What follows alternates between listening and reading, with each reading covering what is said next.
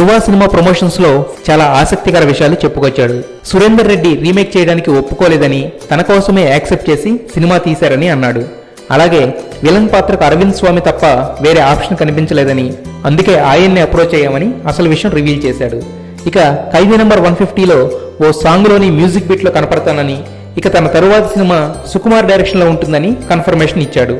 Great director Mani Ratnam గారితో కూడా ఓ project ప్రపోజల్లో ఉందని, ఇవి కాక కొరటాల శివతో ఓ సినిమా చేస్తానంటూనే మరో ఆసక్తికర విషయాన్ని చెప్పాడు.